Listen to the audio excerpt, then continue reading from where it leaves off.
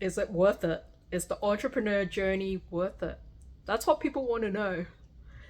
And you know what? There's no straight answer. Why? Because if I could answer you, that means I don't care about you at all. If someone can give you a straight answer, then they are only caring about themselves and not you.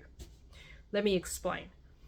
What's worth it to you is going to be different than what's worth it to me or what's worth it to somebody else.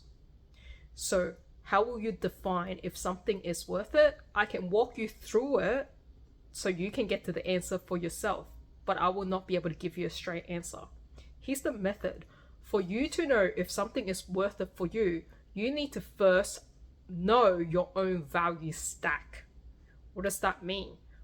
Values are things that are important to you. So if we're talking about if starting a business is worth it, then you got to understand for yourself what is important to you about business. So that's the exact question you would ask yourself. What's important to me when it comes to my business? Answer it. So you literally get pen and paper and write this down for yourself. This is the exercise that you've got to do, and no one will be able to answer you other than for you. Because if someone gives you an answer, that's their answer, that's their life. That's not what you want. You're here to live your life. So what's important to you about business? You might write money, you might write fulfillment, you might write doing the thing that I want. Like, what is it? I can't give you the answer.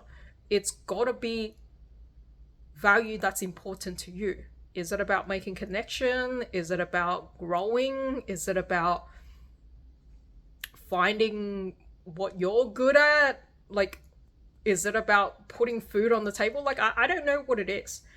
You've got to answer that for yourself. So is it freedom? Like, keep asking yourself, what is it that's important to me about business? And then you've got to write it down. So it might be time freedom, might be growth, it might be progress, it might be contribution, it might be reaching my full potential, right? Write the whole list down. Now, once you have your value stack, then we have a basis to work on. Now, if you go, oh, is it worth it? Well, every decision, you match it back up to your value stack, and you've got to stack this in priority. So what's most important to you? What's most important to you about business? What's number one? What's most important to you about business? And what's number two? What's number three? You've got to know your top three value. You've got to know your top three value. If you don't know that, nobody can answer anything for you. You got to know this for yourself. So once you have your top three in the order or priority, and how will you prioritize them? You will prioritize them by asking yourself, if I could have this thing but not this, would that be okay? Then you will know which one comes first. Like, you've got to corner yourself until you get a very clear answer. And once you know your top three value, making decision is very easy. See, people can't make a decision and they're stuck in procrastination because they're scared to make the wrong choice. You're scared to make the wrong choice because you don't know what that choice should be. You don't have a set of criteria to go by to know if something is right or wrong. So everything feels wrong because everything is a risk. How could you possibly go somewhere when you don't know where you're going? It's kind of like, oh, okay, I want to travel, but I went and bought a ticket with like a destination that is completely unknown. So you're like, yeah, I don't know if I'm going to get flown to India or Paris or Barcelona. It's like, I'm just jumping on a plane. I don't know where I'm going. So yeah, of course, you're going to feel uncertain because you're not packing the right thing. Are you packing things for summer? Are you packing things for, to jump into the pool? Like, you don't know what you're taking with you in your luggage for this journey because you don't know where you're going, how long you're going to be in there for For what purpose? What are you seeing? Like, are you going to know people there? You're not going to know people? Are you going to be there by yourself? Like, you don't know anything. And that's why it will feel like, is it worth it? Like, I don't know if it's worth it. Like, is jumping on a plane and going to India worth it to you? If you like hate curry and you don't, like, India is a place that's like too chaotic for you and you don't like that kind of spice, then well, it's not going to be pretty bad for you, but someone might thoroughly enjoy that, right? So there's no right or wrong answer. We just need to get to the truth of what matters to you and what you enjoy. That's why you need to know what matters to you. Once you have that, you now have a guide where it goes, okay, does this decision line up to what matters to me? Yes, it does. Then take the decision, because that's always going to be a good choice. If you make a choice based on what matters to you, it will always be worth it. Even if you fall flat on your face, it will be worth it because you now know what it's like to walk that journey that you presumed is what you want. And when you fall flat on your face, you will literally get back up because it's like, oh, that's cool. Right? It's like if you went up on top of a mountain to go snowboarding in New Zealand, you fell over, you get back up because, hey, I like the snow, this is fun, I enjoy getting better and better. You get back up so that you can slide down the mountain and make a better turn on the next one. Maybe you fall over again. It doesn't matter because you now is getting the hang of the feeling of being balanced. You're getting a sense of how to turn. You're looking and observing how other people do it. And that gives you better ideas on how to adjust yourself to be better. You might be going to a class to get trained up. You might be asking your friends who are doing it better for some tips. And then you can adjust yourself to be able to go down the slope better. That's how the game is. That's how it is for improving anything. It's the iteration of trying and adjusting for ourselves to get better at that thing. Now, is it worth it for you? It depends how much you enjoy that snowboarding session.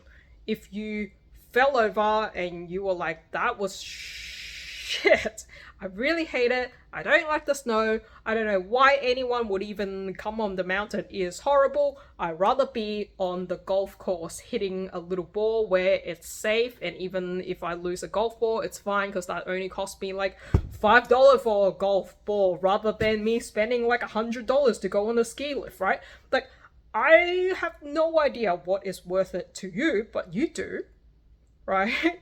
And you will only know this by testing if what you think you like is what you actually like.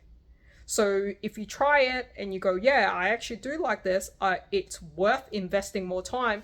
I would love to be on the mountain for a whole week because I feel like one day I enjoyed it, but I really don't feel like I had enough time on this.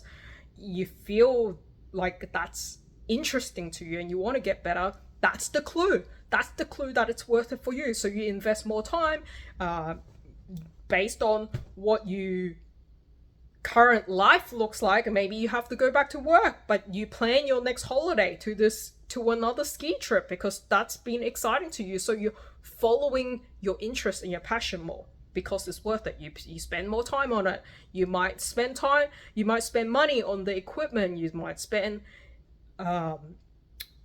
money on getting safety gears because, hey, that makes falling comfier because you have like impact shorts or you have wrist guards or you have helmet, right, which protects you, and you feel like, oh, even if I go at a faster pace, it's okay, I'll be protected and I'll feel good about that. That's how you will get better. So that's when it's worth investing in something for you, right? Like, it's the same as like if you went to golf and you really enjoyed it and you go, oh, okay, well, I tried it, I liked it, I'm gonna buy my own golf set so I can keep practicing on the same clubs.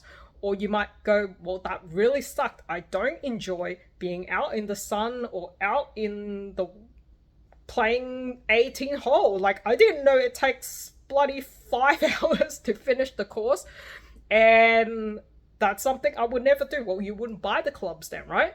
So yeah, when it comes to whether it's worth it for an entrepreneur journey to start your own business, try it. That's the only way. You try it. And when you try it, that might be making a video, and you go, well, making the video, it's something I don't really enjoy. I don't like it at all. But I feel that making this might be helping someone, so I talk to myself, or I talk to somebody that this might help. And you go, well, it's not that bad, even though it's not a perfect video. I don't have like the awesome lighting or the makeup or like, you know, looking perfectly. It's just a video that I'm trying to help people, right? And you do this thing and you go, it's not so bad. You post it, and if people like it or they comment on it, then you go, okay, cool, that might be helpful. You do another one, right? Or you might post it and no one cares and the video bombed, and you go, okay, well, that wasn't a great video. Maybe I should talk about something else that people find more enjoyable. That's the journey. The journey is about, what is it that once upon a time I got stuck in and I didn't really know how to navigate my way, and sharing that helps somebody else resolve what they stuck in or what their pain point is better. That's really what a business is. It's like just being a problem solver, making something easier, giving convenience to people, giving people either solving a problem or pain that they have, or making their life better in some shape or form. Either way, you've got to be making someone's life better in some shape or form. If you can do that, and it is worth something to somebody, the way that it's something is worth something to you, then it'll be worth it. Hope that helps. I can tell you, if it's worth it from my perspective, it's totally worth it. Like, it was totally worth it, disregarding or dropping my accounting career or professional career for a coaching one, which is frowned upon, which people looked at me pretty crazy when you first do it, because, you know, there's no suggestion that you will be successful. It's not something that you've specifically done before. There's no one in your circle that does that, so you just look like a crazy person that's gone a little bit insane.